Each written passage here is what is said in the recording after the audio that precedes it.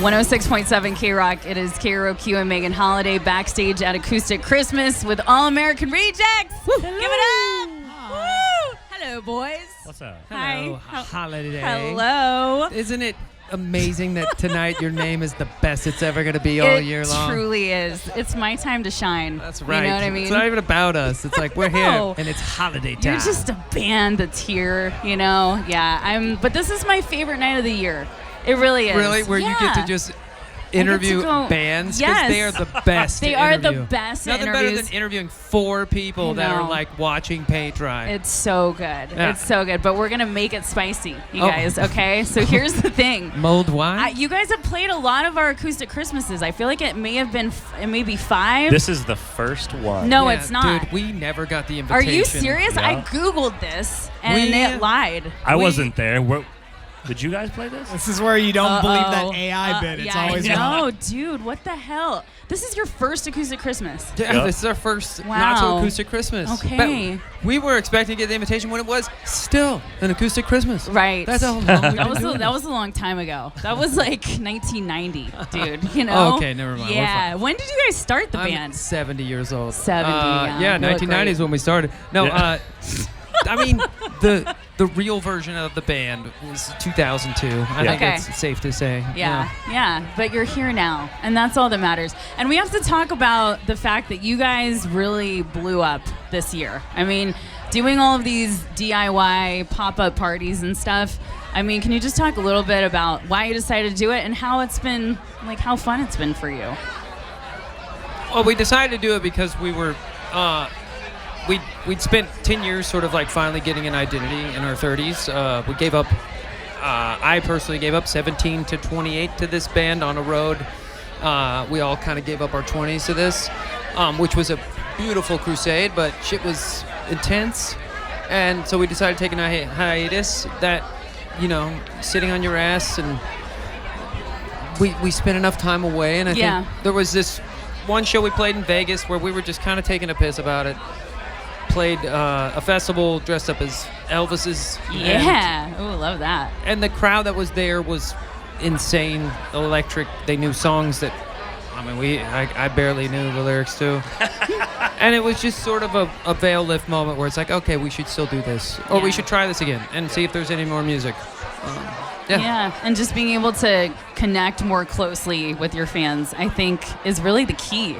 I really do. I think in just the house party thing. Yeah, that was massive. It's funny, man. We went from the house parties to tour with a very popular band group. Yes. And and that was a really hard tour to change to. Yeah. It's very grueling. The connection was not the same. Right. Okay. Yes. I'm hoping tonight feels good. It's gonna feel great. Come on. It's LA. They're so music spoiled. I saw them out there for Wet Leg. They're just like this.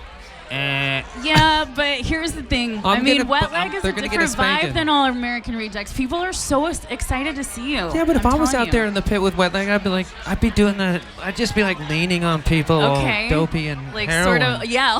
Yeah. Like doing the fentanyl. They're not doing dance. that. Yeah. Maybe they haven't had their mulled wine yet. Maybe not. Maybe. But I'm telling you, you guys are going to bring the vibes. And I do want to touch on the fact that you have a new album called Sandbox that is coming out in the spring. Put it up. Give it up for the new album.